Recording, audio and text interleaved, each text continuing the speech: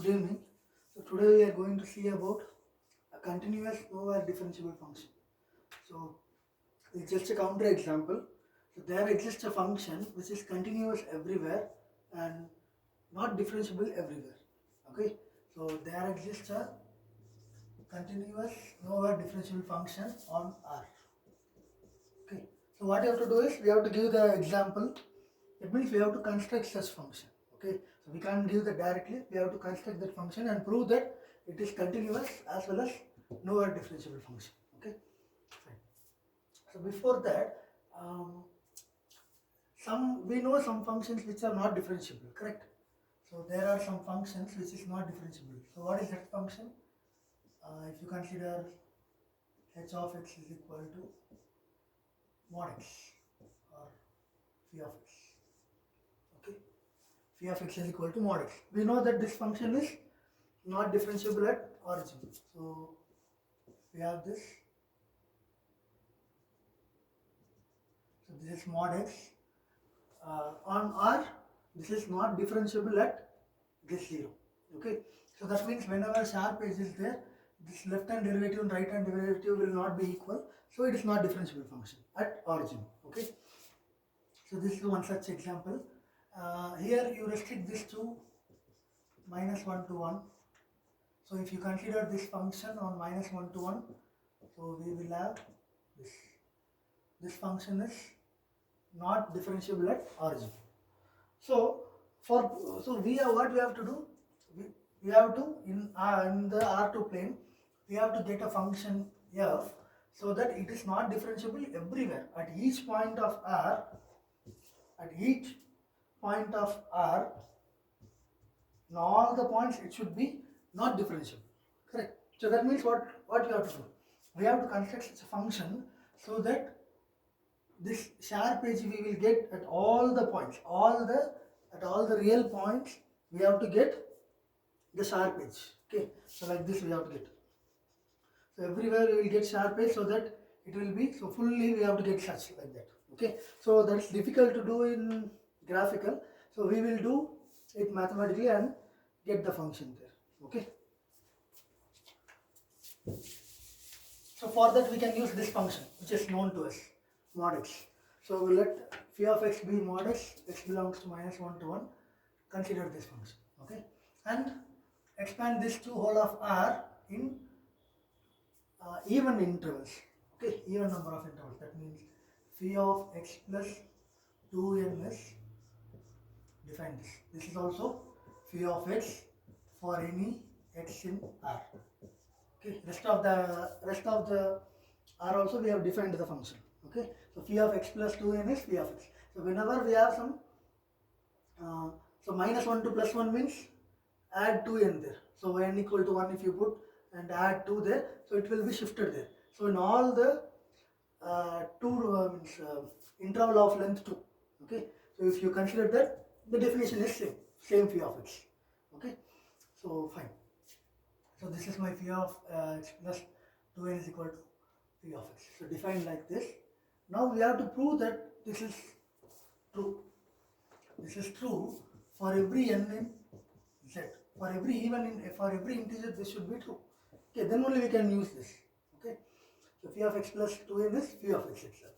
So what you have to do, what are the three cases? N belongs to z means n can be positive integer, n can be 0, n can be negative integer. So in the case of positive integer, what you have to do? Consider phi of x plus 2n, where n is a positive integer, so that this will be phi of x plus 2 plus 2 and so on up to 2. This is n times. Okay, which is equal to phi of, we know that phi of x plus 2 means actual definition is phi of x plus 2 is phi of x. Okay, we have to prove that phi of x plus 2n is equal to phi of x. Okay, actually we are defining like this. In another, if you shift the 2 with 2 plus 2 there, then also this will be phi of x itself. By the use of this, we have to prove that phi of x plus 2n is phi of x for every n and for every x in R.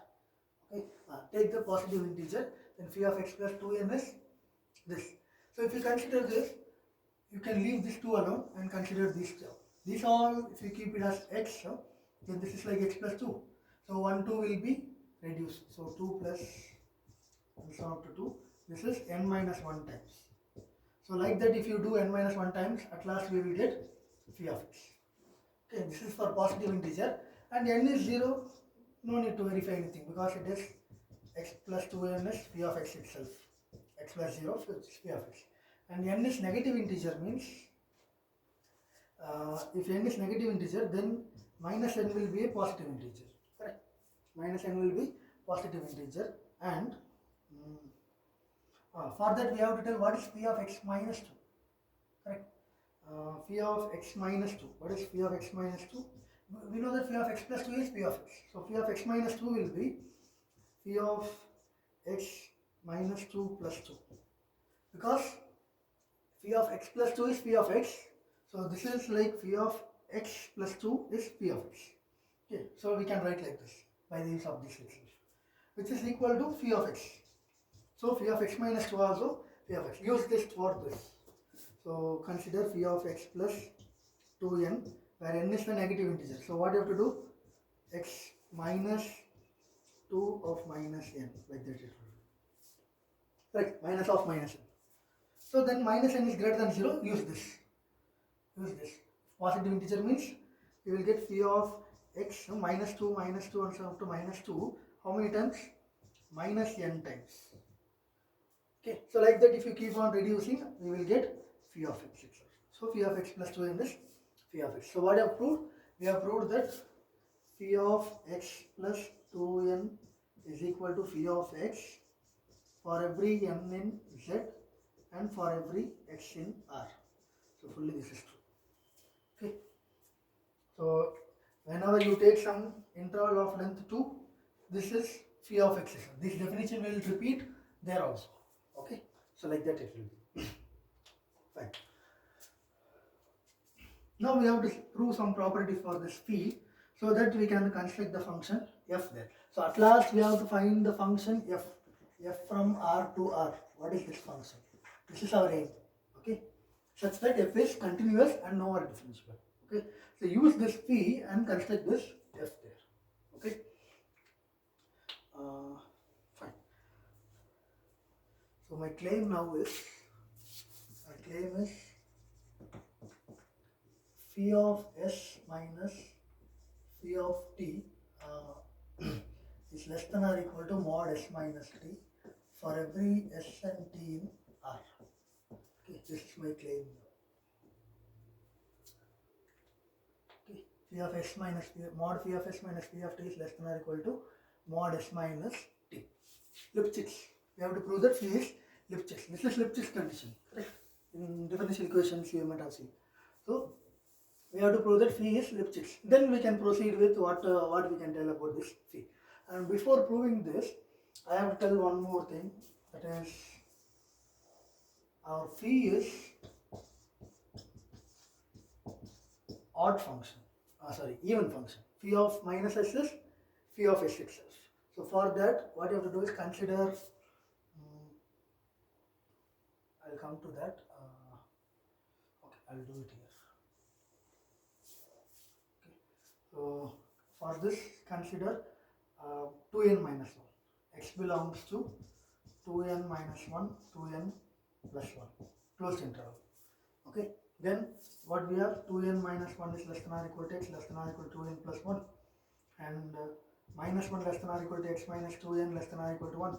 So whenever x belongs to minus 1 comma 1, we have phi of x is mod x. So then this will be phi of x minus 2n is mod x minus 2n. But what we have, phi of x minus 2n will be phi of x itself by this definition. So by this, phi of x minus 2n is mod x, which is phi of x. Okay, so what you have got, phi of x is equal to mod x minus 2n. Okay, now we have to prove that phi of minus x is phi of x. Correct, phi of minus x is phi of x. So consider that phi of minus x, this will be mod minus x minus 2n. Correct. minus x minus 2n.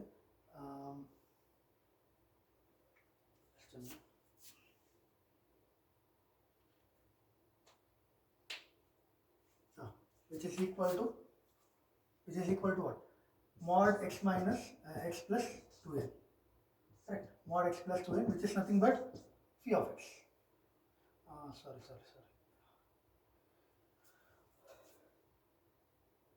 Mod x minus 2n is phi of x. So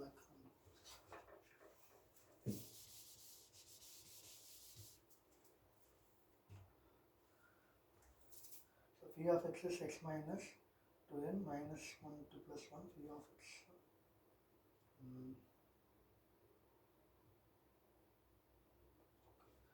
Phi of minus x is mod minus x minus 2n.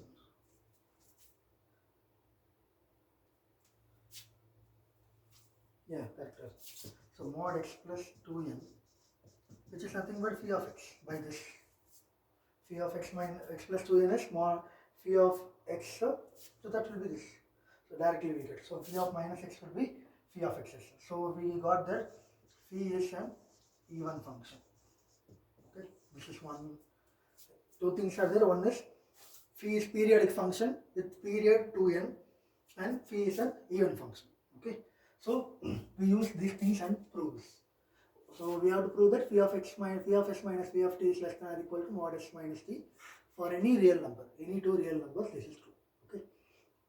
So here, what you are doing? Consider s and t. So consider s and t belongs to R.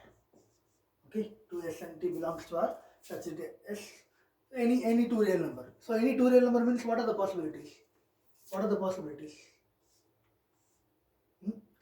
S equal to t or s not equal to t, correct? So in all such cases, in all these cases, we have to prove that this is true. Okay. So here we have two cases. S and t belongs to R. S is equal to t, s not equal to t. Okay. So either both are equal or not equal. So both are equal means there is nothing to prove. It will stop there. If it is not equal, see what you are doing actually is s is there, t is there. Okay. Here we are. So we have s equal to t means there is nothing to prove, because s equal to t means s is equal to t. So it will be 0. 0 is always less than or equal to mod s minus t. So there is nothing to tell there. So here it will be a trivial case. And s is not equal to t means what are the possibilities we have? See, here two possibilities will be there. One is distance between s and t will be greater than or equal to 1. And here distance between s and t will be less than 1. Okay. Distance is greater than or equal to 1 means it is trivial. It will stop here. I will tell why it stops here. Okay. I will tell what are the cases are there, then I will go to that. Okay. So distance is less than 1 or greater than or equal to 1. And distance is less than 1 means what is the possibility? See, distance, some two numbers you are taking and distance is less than 1 means what is the possibility there? Either it will be like this, some natural number will be there here. It may be between two natural numbers, s comma t, or but if this case happens, there will be three cases will be there, because see mod s minus t means you consider this interval s comma t. This contains at most one integer. At most one integer means there can be any integer, one integer. Sure, there can be no integer, or at least one, at most one integer. It cannot be more than one, because distance is less than 1. Distance is less than 1 means there can be maximum one integer inside that interval. Okay, if two integer comes, then it will come in this case. Okay, so mod s minus t is less than 1. We have three cases. One is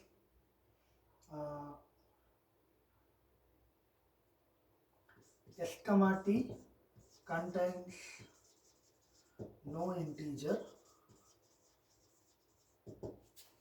Okay, s comma t contains no integer, and sorry, two cases. S comma t contains one integer. Okay, at most one integer means no integer or one integer. Okay, one integer.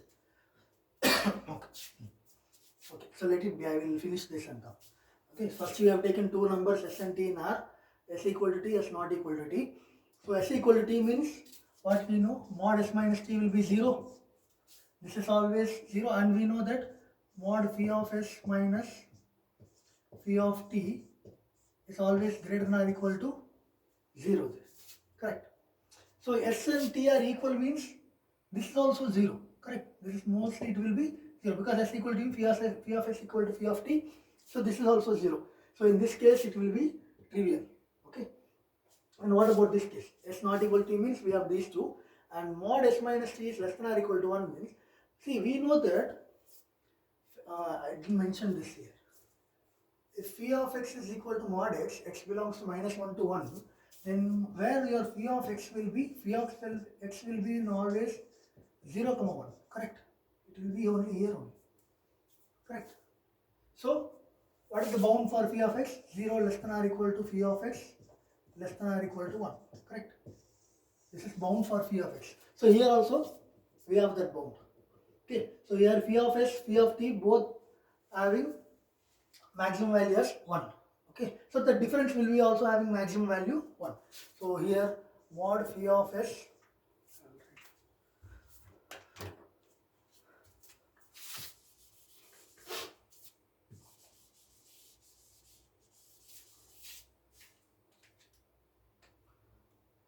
here what we have, mod s minus t is 0, and mod phi of s minus phi of t is also 0. So this holds trivially.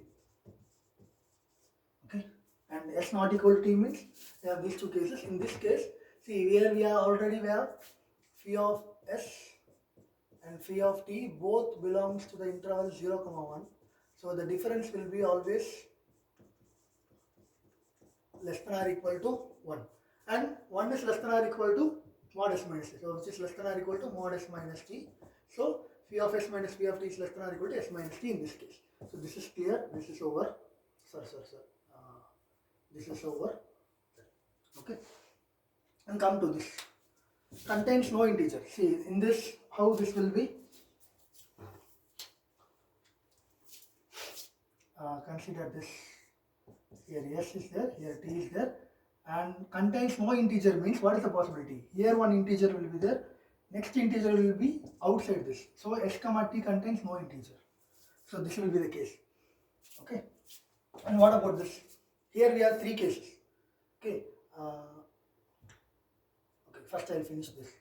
S comma t contains no integer. So it contains no integer means what are the possibilities for this n? What are the possibilities for this n and n plus 1? N can be even and n can be odd. These are two possibilities. N is even, n is odd. N is even means how n plus 1 will be. N plus 1 is odd. And here n plus 1 is even. Okay. Use this and prove. How to prove? N is even. See, here what we know, phi of x plus some even integer is there means it is phi of x. That is the definition here, which we have proved here. So phi of x plus even integer means phi of x. So use that here. Okay, fine. How we can do that? So first consider this case. In this case, n is even, n plus 1 is odd. Then phi of s, we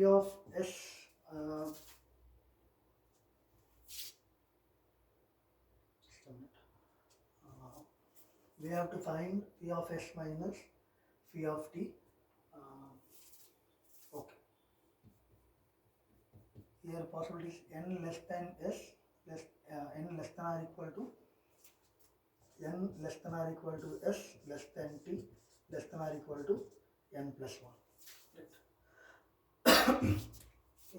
So here also both same case. So if n is even, n plus 1 is odd.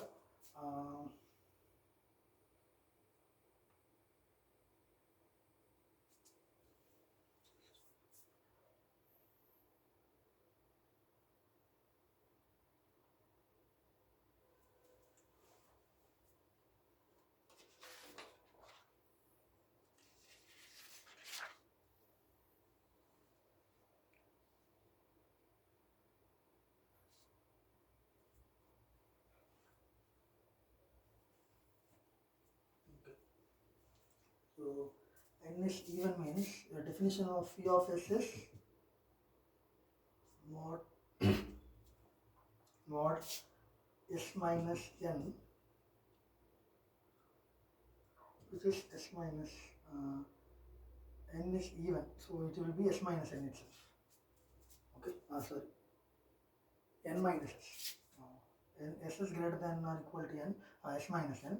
Similarly, for phi of t, mod t minus n will be t minus n. Okay, then what is the difference? Phi of s minus phi of t. Difference is mod phi of s is s minus n, and phi of t is minus of t minus n, which is minus n plus n will be cancelled, so it will be mod s minus t. So in this case also we have phi of s minus phi of t is less than or equal, it is equal to itself, equal to mod s minus t. And here, this case also same. See, here since n is even, we have this case. Here n plus 1 is even. So how this phi of s will be? Phi of s will be phi of mod s minus of n plus 1. This will be like this. Correct. S minus of n plus 1. So this will be n plus 1 minus s. Okay. Similarly, phi of t will be mod t minus of n plus 1, which is n plus 1 minus t. N plus 1 is greater than t. Okay. So n plus 1 minus t. So what is the difference? Phi of s minus phi of t, difference will be equal to mod n plus 1 minus s minus n minus 1 plus t. So this will be mod t minus s or s minus t, anything is. Okay. So in this case also it is trivial. So in this case, both the cases we have equality. Okay. So in this case, this holds with let it be some star I will keep. Okay. So star holds with equality. Okay, in this case it is equality. We get equality. Okay, so fine. So this case is over. So now come to this case. This case, s comma d contains at least one integer. One integer should be there. Correct. So in this case, how the interval will be? S is there, t is there. Okay. So here we have three cases. So what are the three cases? So one is let that integer be n. Okay.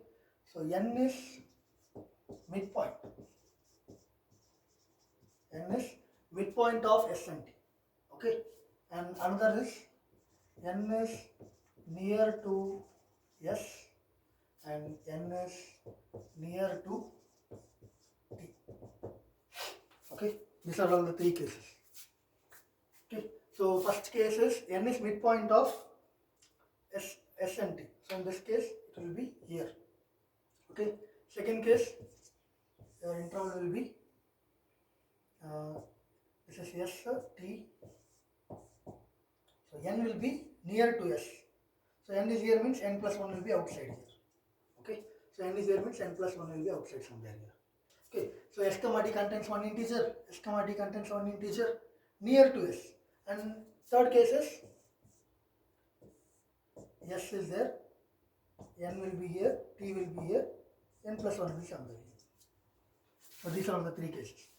N is midpoint of S and T. N is near to S. N is near to T. Okay. These three cases.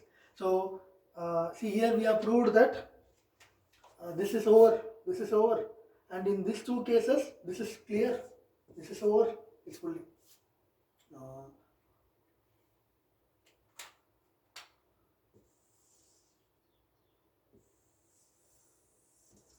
This fully is for this case.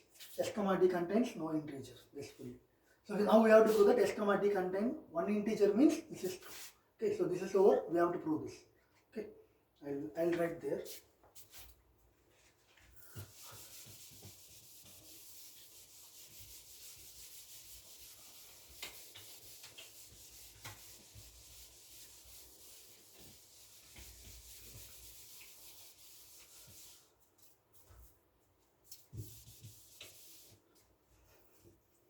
Okay. prove that first this case n is midpoint of S and T. Okay. Explanation I will write here. So in this case, n is less than S. S is less than n, less than T, less than n plus 1. Okay. N is midpoint of S and T. So n is midpoint of S and T means n minus S is equal to T minus n. Correct. N minus S is equal to T minus S. Distance is same. This distance and this distance both are same. See this distance. Both the distance are same. This distance and this distance both are same here. Okay. Fine. So if this is there, then your T will be 2n minus S. T will be 2n minus S. Then you can consider phi of T. So what will be your phi of T? Phi of T will be phi of 2n minus S, which will be phi of S by that properties. It will be phi of S. So here we have phi of T equal to phi of S itself. So the difference will be 0, which is always less than or equal to mod S minus T. Okay.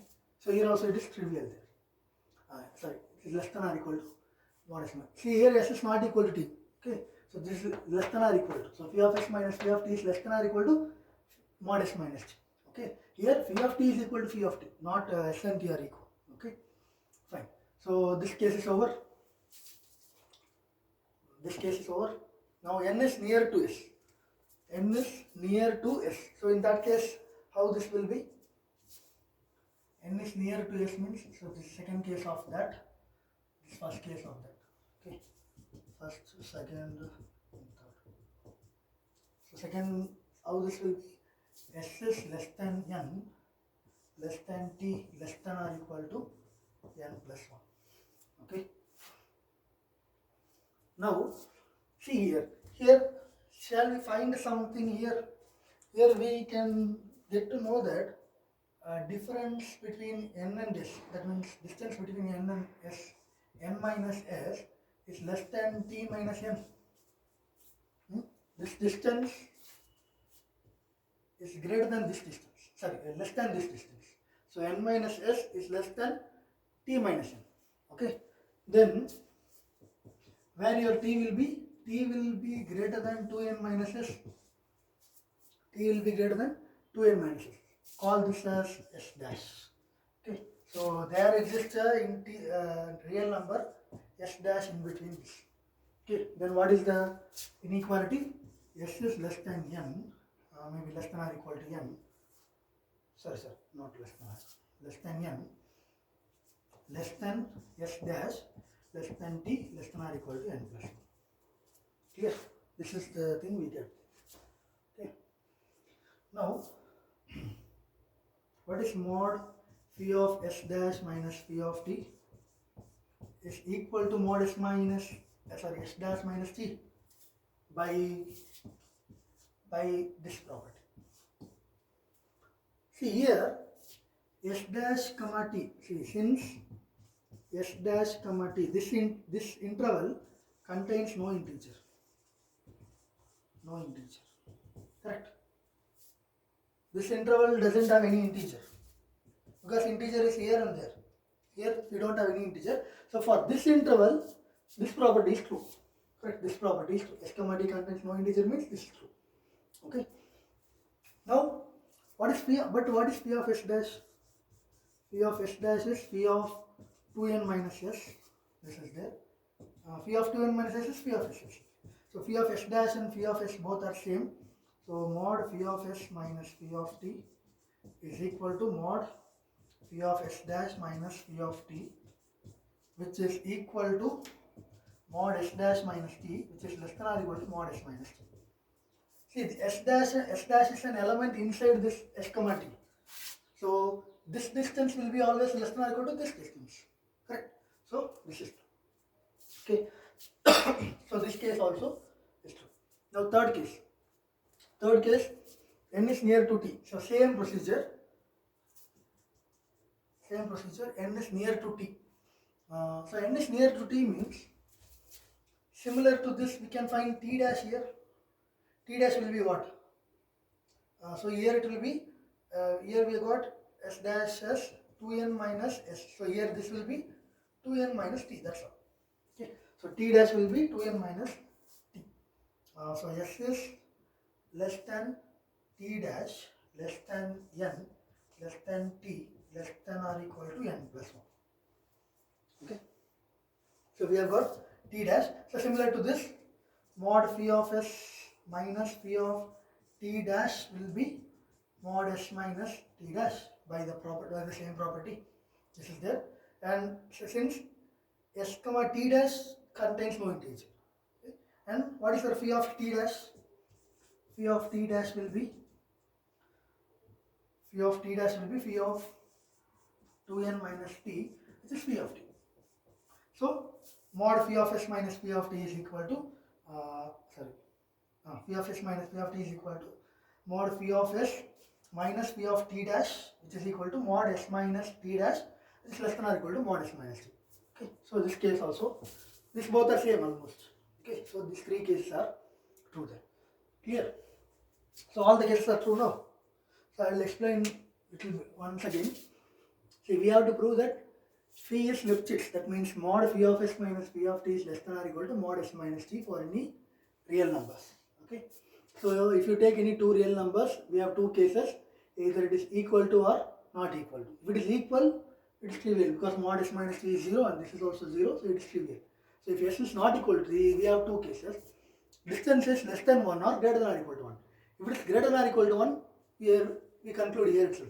If phi of s and phi of t belongs to 0, 1, so that difference will be less than or equal to 1. 1 is less than or equal to s minus t, we got here. Okay, so this is over. But in this case, mod s minus t is less than 1 means we have two cases. That is, the interval s comma t contains one integer or no integer. If there is no integer, then this holds trivially.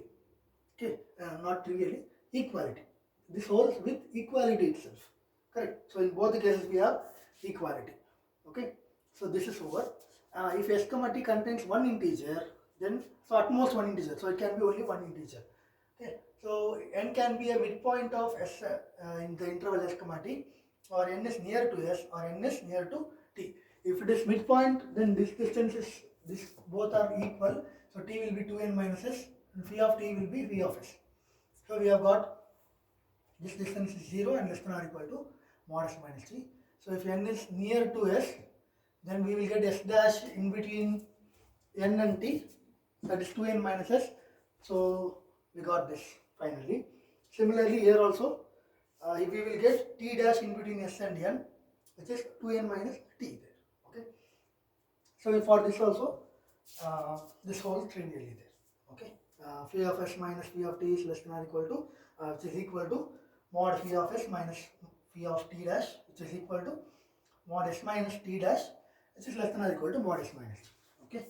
So in all these cases, we have proved that mod phi of s minus phi of t is less than or equal to mod s minus t. Okay. So we have proved that phi is Lipschitz. Okay. Now we will see that what we can do with that. Okay.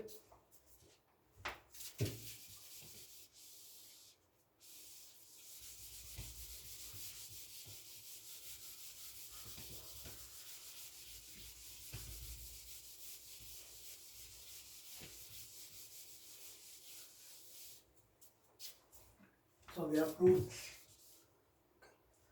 So what we can do with this? Phi of s minus phi of t is less than or equal to mod s minus t for every real number. Okay. So let epsilon be greater than 0 and delta you choose it as epsilon itself. Okay. then what is the case? Whenever mod s minus t is less than delta, we have mod phi of s minus phi of t is less than or equal to mod s minus t. Mod s minus t is less than delta, which is equal to epsilon. So mod phi of s minus phi of t is less than epsilon whenever mod s minus t is less than delta. This is true for any s and t in R. So this implies, what can you say about phi? Phi is uniformly continuous. phi is a uniformly continuous function. Clear? So that is the conclusion from this. This we can use it. This we can use it for other things also. So from this directly we have concluded that phi is uniformly continuous. Okay. So since phi is uniformly continuous, now we will define f by the use of this phi. Okay. So define f of x as series n from 0 to infinity 3 by 4 to the power n phi of 4 power n x. This is the function phi of x which is continuous, nowhere differentiable. We have to prove that. Okay. So consider define f of x as this for any x in R. Okay. So we have to first prove that it is well defined. Well defined means this series converges, correct? So whether this series converges, see what you know about phi? Phi is this phi with this property. Okay. So we know that mod phi of 4 power n x is less than or equal to 1. That we know. So for proving this convergence, we can use Weierstrass M test. So consider this 3 by 4 to the power n phi of 4 power n x is less than or equal to 3 by 4 to the power n. This is there. And the series summation 3 by 4 to the power n converges because 3 by 4 is less than 1. So this converges. So since this converges by Weierstrass M test, this converges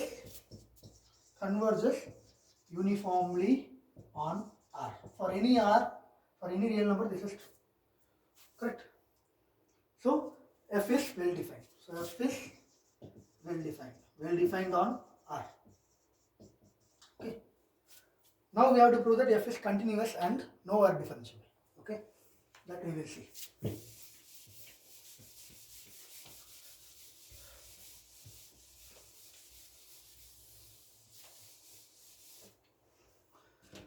So f is continuous is trivial here because we know that phi is uniformly continuous. What the theorem says, uniform, continuous, and the series, with the series. What is that? Uniform convergence and continuity. If we have a sequence of, see this is a series, correct? If Sn is the partial sum sequence, this converges uniformly to f, that is true, correct? And each Sn is uniformly continuous, correct? Because that is finite series. Phi is uniformly continuous, so that will be uniformly continuous. So Sn is uniformly continuous and which is converging uniformly to f. So this implies f is uniformly continuous. Moreover, it is a continuous function. Uniformly continuous on R, so f is continuous function. Continuous everywhere. Okay. So this is the conclusion there. F is continuous everywhere. Now the thing we have to prove is f is nowhere differentiable. Okay. So claim is f is nowhere differentiable. That means let x be in R. So for this x, f is not differentiable. That's all. So since x is arbitrary, it is not differentiable everywhere. We can prove that. Okay. So we will prove that. So let x in R, consider this. So differentiability means if it is differentiable, what you have to prove? The ratio f of x plus some delta minus f of x by delta. This should converge. This should converge as delta goes to 0. Correct. This is the definition for derivative. Okay, and that to where it converges, that will be the derivative of f. Okay. Here also same thing. No, it is not differentiable at x means this doesn't converge. Correct. This diverges. If this diverges as delta goes to 0, then you can conclude that that is not differentiable at x there. Okay. So first what you have to do, we have considered x and function f we know, and consider this delta and do this. Okay. So I'll consider the delta there. Let it. So consider delta. Before that, I'll consider some integer m and let m be a natural number. Natural number. Okay, not any integer, natural number. also delta m be, delta m means it is dependent on this m, okay, plus or minus 1 by 2 into 4 to the power m, okay, consider this, consider delta m as this, okay, plus or minus, so we have to choose either plus 1 or plus of this or minus of this, okay, so sine of delta m is chosen so that uh, no integer is there in two intervals, 4 power n x, sorry, 4 power m x minus 1 by 2 comma 4 power m x and 4 power m x comma 4 power m x plus 1 by 2. Okay. If this interval doesn't contain an integer, then we can take it as plus 1 by 2 into 4 to the power m. If this doesn't contain any integer, then we can take delta m as minus 1 by 2 into 4 to the power m. So like that we can take. Clear? So this is the choice of your delta m. Okay. So that is, some issue is there for that. We will get that while proving the divergence of this. Okay. So here instead of delta we have delta m. Okay. Delta m. So delta m goes to 0. Okay. So you see here, as m goes to infinity, delta goes to 0, because this is nothing but 1 by 2 into 1 by 4 to the power m, correct? 1 by 4 is less than 1. So this goes to 0 as m goes to infinity. So instead of taking delta m goes to 0, I can take m goes to infinity, that's all. Okay, I can take like that. Fine. So what is this ratio actually? F of x plus delta m minus f of x by delta m, okay, which is what? 1 by delta m or summation n from 0 to infinity, 3 by 4 to the power n will be common. Here we have phi of 4 power n into, this is n, okay, this is n and this is m, 4 power n into x plus delta m minus phi of 4 power n x by delta m. Consider this. Okay, this will be there. So we have to prove that this goes to infinity as m goes to infinity. Okay, that is what we have to prove.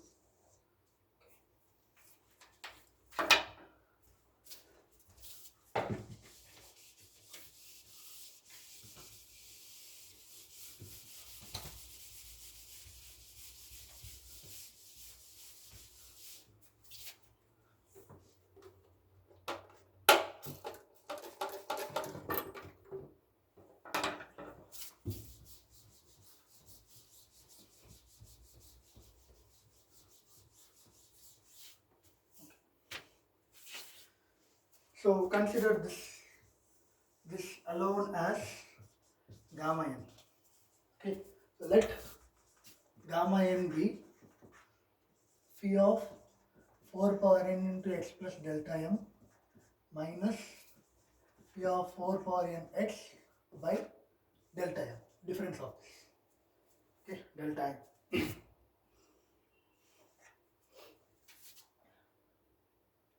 Clear? This is gamma n. Okay, so this n is any integer, correct? And this m is fixed. M is fixed here. This is fixed and this is fixed. Only n is varying there. Okay, so there are possibilities for m and n. M and n possibilities, n possibilities are there. N can be either greater than m or equal to m or less than m. So n is less than m between 0 and m. Okay. So this is left to you to prove this. If n is greater than m, gamma n is 0. If n is equal to m, gamma n is 4 power m, and this case also gamma n is 4 power m. Okay. So gamma n is 0 or 4 power m. 0 if n is greater than m. This if n is not equal to m. That's all. Sorry, less than or equal to m. Okay. This is your gamma n. Now use this gamma n and prove this. Okay. You prove this. Okay. So there are steps to prove this. N is greater than m means gamma n should be 0. There are steps to do this. So this is left to you. Okay. Fine. Now consider this. So modulus of f of x plus delta m minus f of x by delta m. This is equal to modulus of summation n from 0 to infinity 3 by 4 to the power n into phi of 4 power n into x plus delta m minus phi of 4 power n x by delta m